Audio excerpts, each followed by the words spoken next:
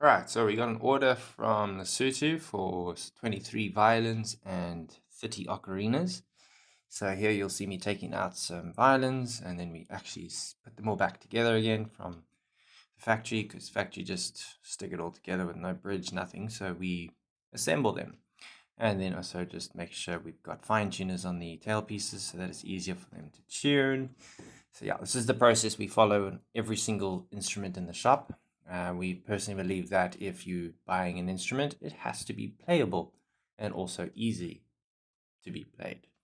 So here, see, I just put all the fine tuners on. Now I'm sticking on the E and the G string, lining up the bridge, making sure it's all 100%, then sticking all the other strings on, making sure the balls of the strings sit properly and everything. So yeah, it's a procedure.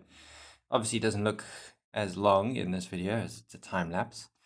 So yeah, you can only understand how long it's taken to do 23 violins. So it is a process, but it's worth it in the end, because we know then our customers are getting a wonderful instrument.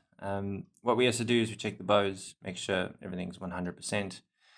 You don't want to have a violin going all the way from South Africa to Lesotho and something is wrong with it. So everything has to be taken through once, and the fine tooth comb has to be, everything has to be checked out, made sure everything is 100%. So here's the second violin, doing the same thing as first. G string, E string, getting the bridge in position, and then putting the rest of the strings on and tuning it up. So what you can't see in the video is my staff were actually sanding down the pegs as well, making sure that pegs go through both sides of the scroll. Otherwise, it doesn't have as much friction. And then we put some peg paste on as well. So that you don't see in the video, but that was done as well. So I'm just basically putting the violins back together and setting them up in this video. And yeah, putting them back in the packet and then getting ready for shipping. So this is the third and final one in the video. But yeah, just envision 23 of them. So yeah, quite a lengthy process. As I say, definitely worth it when we know our customers are getting exactly what they ordered and without any hiccups. This was a guitar, the same thing would apply. We would sand down the saddle, make sure it's all 100%, truss rod, blah, blah, blah, blah, blah. Everything gets done from top to bottom.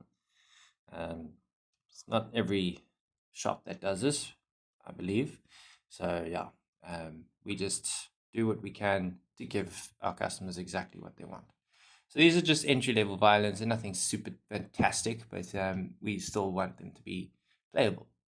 So there we go, back in the case, take the bow, make sure it's all straight, back in the case, seal it up, and we move on to the next scene. Here you'll see I put them back in the box, fill up the gap with some bubble wrap, obviously not enough, so we cut some more, and seal the box with some tape that says if the seal is broken, check stock. So yeah, and now we just bubble the box.